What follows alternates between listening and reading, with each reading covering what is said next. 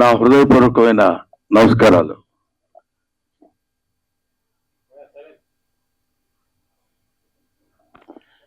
ఈరోజు నేను ముఖ్యంగా ఇక్కడికి రావడానికి రీజన్ ఏంటంటే, ఈ సినిమా చూడటానికి కూడా రావడానికి రీజన్ ఒకటి ఉంది, ఒక కారణం. అదేంటంటే, పూర్వ ఆశ్రమంలో నేను లెక్చరర్గా పనిచేశా. విద్య అంటే ఏంటి, ఎడ్యుకేషన్ అంటే ఏంటి, ఎందుకు మనం చదువుకోవాలి, ఎలా చదువుకోవాలి అని తెలుసుకున్నాను. తెలుసుకున్న తర్వాత అధ్యాపకుడు అయిన తర్వాత, అది విద్యార్థి దశలో ఉన్నప్పుడు తెలుసుకుని అధ్యాపకుడు అయిన తర్వాత విద్య ఎలా చెప్పాలి, ఎలా చెప్తే పిల్లలు అనే భావంతో కొంతకాలం అధ్యాపకుడిగా పనిచేశాను. దాని తర్వాత భగవంతుడి ఆశీస్సుల వల్ల, ఆయన నిర్ణయం వల్ల నేను ఈ సినిమా ఇండస్ట్రీకి వచ్చి సినిమా నటుడయ్యాను, అందున హాస్య నటుడయ్యాను. ఈ పాయింట్ ఎందుకు చెప్తున్నానంటే, యూనివర్సిటీ అనే పేరు, అసలు యూనివర్సిటీ అంటే ఏంటి? యూనివర్స్ అంటే విశ్వం. విశ్వం అంటే అన్ని గోళాలతోటి, అన్ని ఖగోళ శాస్త్రానికి సంబంధించినటువంటి ఈ మొత్తం ఒక భూమి అనేటువంటి గ్రహమే కాకుండా విశ్వాంతరాళాల్లో ఉన్నటువంటి గ్రహాలన్నిటికీ సంబంధించినటువంటి జ్ఞానాన్ని నేర్పేటువంటిది ఆలయం, విద్యాలయం. అదే విశ్వవిద్యాలయం, అదే యూనివర్సిటీ. అటువంటి యూనివర్సిటీ అనేటువంటి పేరుని ఇప్పుడు ఎటువంటి విశ్వవిద్యాలయాలు అయ్యాయి అని చెప్పడానికి ఎంతో ఎంతో కృషి చేసి, దానిలో రీసెర్చ్ చేసి, మనందరికీ అందులో జరుగుతున్నటువంటి అవినీతిని, అప్పట్లో మనకు విశ్వవిద్యాలయాలంటే కాశీ విశ్వవిద్యాలయం అని పెద్ద పేరు, బెనారస్ యూనివర్సిటీ అని. ఎక్కడెక్కడి నుంచో అన్ని దేశాల నుంచి మన దేశం వచ్చి చదువుకుని వెళ్ళిపోయేవాళ్ళు. అంటే జ్ఞాన సంపద ఉన్నటువంటి దేశం మంది. ఇవాళ మన దేశం, మన ఎడ్యుకేషనల్ స్థితి ఎలా ఉంది, విద్యా వ్యవస్థలు ఎలా మారిపోతున్నాయని వాటన్నిటి మీద అధ్యయనం చేసిన తమ్ముడు నారాయణమూర్తి అవన్నీ చూసి తట్టుకోలేక, అంటే ప్రీతి తీసుకోలేక, దీన్ని ఎలాగైనా సరే నా మిత్రులకి, నా వాళ్ళందరికీ పంచిపెట్టాలి. ఎందుకంటే ఈయన ఒక తేనెటీగ లాంటి మనిషి. తిరుగుతుంటాడు అన్ని చోట్లకి వెళ్ళి తేనె పువ్వు చేసుకుని వచ్చి తలా ఒక చుక్క చేతిలో పెట్టాలనేటువంటి మహాసంకల్పం ఉన్న మంచి మనిషి. ఎందుకంటే మీకు అందమైన హీరో ఎవరైనా అడిగితే, నాకు అందమైన హీరో ఎవరు అని చెప్పమంటే నేను నారాయణమూర్తి పేరు చెప్తాను. అందం అంటే ఇక్కడ glamour, 6 feet height, curling hair, బ్రహ్మాండమైన ఇది, ఆ తర్వాత మంచి డ్రెస్సింగ్, అలాంటి అందం కాదు. మదర్ తెరిసాని, మీకు అందమైన వ్యక్తి ఎవరమ్మా, ఎవరు మీకు అందంగా కనిపిస్తారని అడిగితే, ఎవరి మనసుల్లో సేవాభావం ఉంటుందో, ఎవరి కళ్ళలో దయాగుణం ఉంటుందో ఆ వ్యక్తి, ఆ జీవి అందమైంది అని చెప్పింది. నాకు తెలిసిన నారాయణమూర్తి 40 సంవత్సరాలుగా, నాకు తెలిసి 40 సంవత్సరాలు, ఆయన అంతకుముందు ఎన్ని సంవత్సరాల నుంచి ఉన్నారో నాకు తెలియదు. నిరంతరం నిరంతరం నిరంతరం ప్రజలు ప్రజలు ప్రజలు, అందున పేదవాళ్ళు పేదవాళ్ళు పేదవాళ్ళు, వాళ్ళు పడుతున్న బాధలు, వాళ్ళకి పడుతున్న కష్టాలు సుఖాలు, ఊరికే నటించటం, నటుడిగా వచ్చి నటించటం అనే కాకుండా, I want to give some message to my people, to the people of India, not to the people of India, to the people of universe. అటువంటి వ్యక్తి నారాయణమూర్తి. బహుశా నేను చూసి పూర్తిగా ఇంతవరకు చాలా కాలమైంది నేను సినిమా మొత్తం కూర్చొని థియేటర్లో ప్రివ్యూలు కానీ లేకపోతే సినిమా హాల్స్లో కానీ నేను చూడటం. కానీ ఈ సినిమాని ఎందుకు చూడాలనుకున్నానంటే, దర్శకుడు వేరు, ప్రొడ్యూసర్ వేరు, ఇంకొక టెక్నీషియన్స్ వేరు, ఇంకొకళ్ళు ఎవరెవరో ఎన్నో 24 శాఖల మంది కలిసి పనిచేసే పనంతా ఒక్కడే భుజాన కాడేసుకుని దాన్ని ఆయన చెప్పాలనుకున్నటువంటి విధానాన్ని అద్భుతంగా సినిమా తీసి చెప్పాలి అనేటువంటి ఆలోచన ఎందుకు? మీకోసం, ప్రజల కోసం, పేద ప్రజల కోసం. ఈ సినిమా చూస్తున్నంతసేపు నాకు అనిపించింది, ఇందులో ఒక అద్భుతమైన ఎమోషన్స్ ఉన్నాయి. తండ్రి కూతురు, తండ్రి కొడుకు, ఆ తండ్రి చదివించి ఆ తండ్రి చేసినటువంటి త్యాగం, ఆ తండ్రి కోసం కొడుకు చేసినటువంటి త్యాగం, ఇలాంటి ఎమోషన్స్, ఆల్ ఎమోషన్స్ ఒక చోటికి తీసుకొచ్చి ఎంత దారుణంగా హ్యూమన్ ఎమోషన్స్తో ఆడుకుంటుంది వాళ్ళ ఈ సొసైటీ అని, అవినీతి బంధుప్రీతి చీకటి బజారు అలుముకున్న ఈ దేశం ఎటు దిగజారు అన్నాడు శ్రీశ్రీ 50 ఏళ్ల క్రితం అనుకుంటా. కాబట్టి వాళ్ళన్న మాట కాదది. దాన్ని ఇవాళ వరకు ఎక్కడ ఏ రకమైన సమస్య ఉన్నా ఈయన ఒక అద్భుతమైనటువంటి రీతిలో దాన్ని మామూలు మనుషులకు కూడా అందుబాటులో ఉండాలి అని కష్టపడి సినిమా తీసి మీకోసం, తన కోసం కాదు, తన ఈ చొక్కా, ఈ ప్యాంటు, అదే తన జీవితం మీకు అంకితం, అంతే. అది చివరి శ్వాస వరకు ఇంకా కష్టపడుతూనే ఉండాలని భగవంతుడిని నేను కోరుకుంటూ, చూడండి ఎంత త్యాగం చేసి ఎన్ని అంటే, ఎవడే మరి ఇప్పుడు ఇట్లాంటి సినిమాలండి మేము ఏం చూస్తాం సార్, మీరు ఏదో చెప్తారు. ఎట్లాంటి సినిమాలు? ఇదేమి నిజానికి దూరంగా ఉన్న సినిమా కాదు, ఇల్యూజన్లో ఉన్న సినిమా కాదు, ఊహించుకున్న ఒక అందమైన అద్భుతమైనటువంటి సుందరాంగి సినిమా కాదు.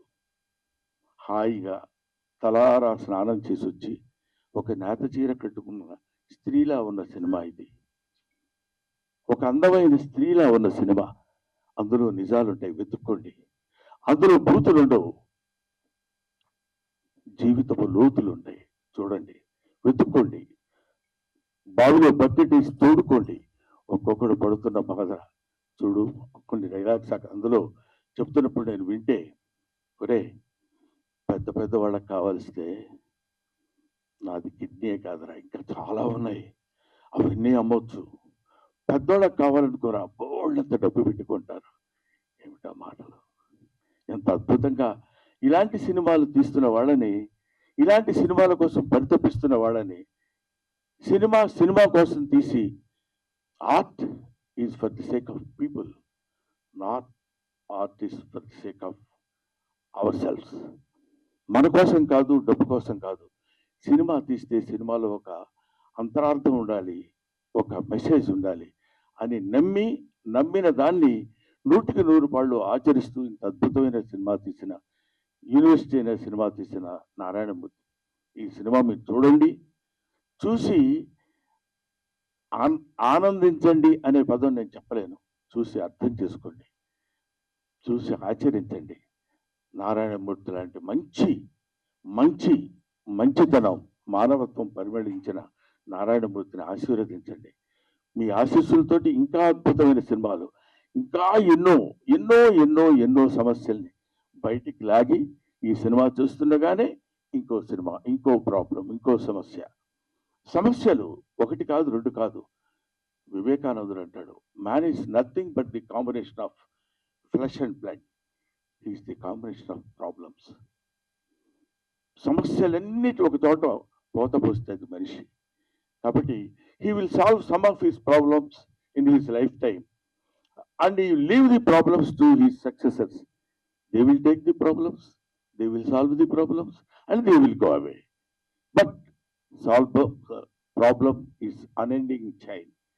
దాన్ని వేసుకుని, అదే ఇందాక సినిమాలో కూడా ఒక సంభాషణలో తోట చెప్తాడు, పిల్లలందరూ యేసు ప్రభువులు అంటే యేసు క్రీస్తు సిలువను మోసినట్టు ఆ పుస్తకాల బరువు మోసుకుంటూ వెళుతున్నాడని, సమాజం బరువు మొత్తాన్ని భుజానేసుకుని మొయ్యాలి అనేటువంటి బాధతోటి, భావనతోటి, ఆలోచనతోటి మీ ముందుకొచ్చి మీకు సినిమాలు చూపించి ఆ సినిమా బాగుందని నలుగురు మెచ్చుకుంటే ఆనందపడి అదే ఆనందంతో ఆ చప్పట్లే కదరా ఆకలిగా ఉన్న కళాజీవికి పంచపక్ష ప్రమాణాలు అంటాడు.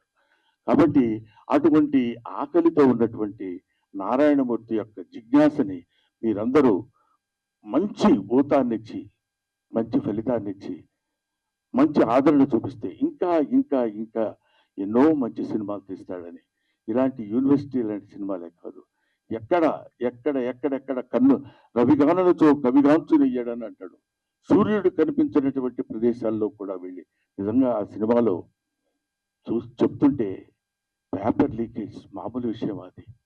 అబ్బా, అలాంటి పేపర్ లీక్ చదువు సంధ్య లేని నిజంగా ఆ పేపర్ రాయటం వల్ల వాడికి ఉద్యోగం వస్తుందనేమో కానీ అందులో ఒక చోట చెప్తాడు వాడికి డాక్టరీ వృత్తి రాదు, వైద్యం చేస్తాడు.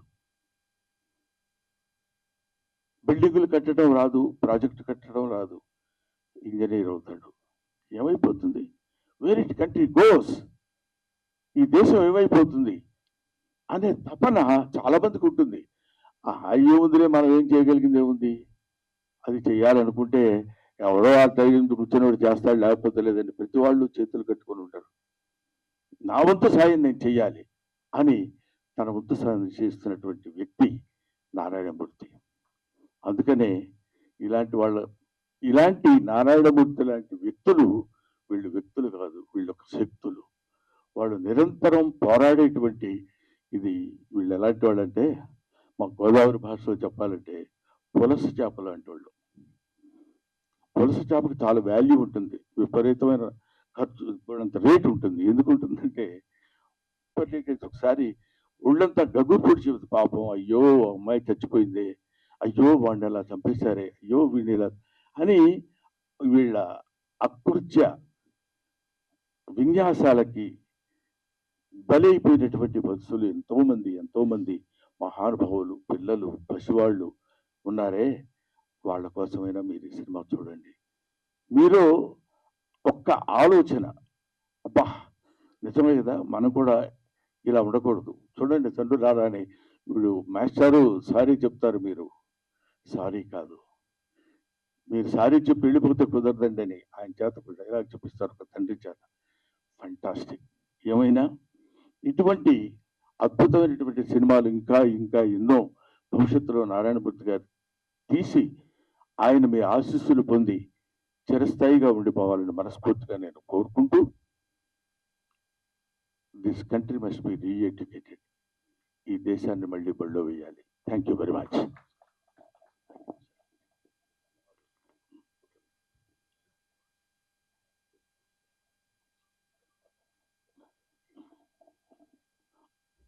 ఆ తర్వాత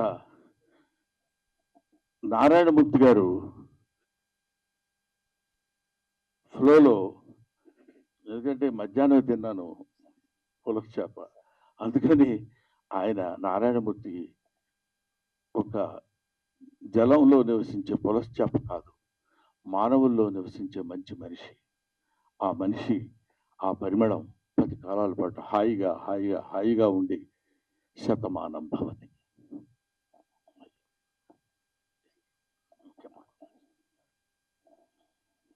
మీ ఆశీర్వాదానికి వందనాలు సార్.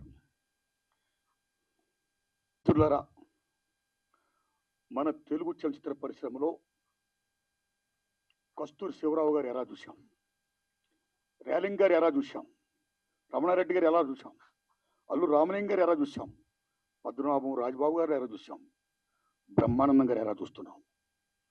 ఆయన మహానటుడు, మహాజ్ఞాని, అన్నింటిని మించి మాస్టర్. అందుకే నా యూనివర్సిటీ పేపర్ లీక్ సినిమాని, ఆ లోగోని బ్రహ్మానందం గారిని విజ్ఞప్తి సాయంతో నేను రిలీజ్ చేసుకున్నా.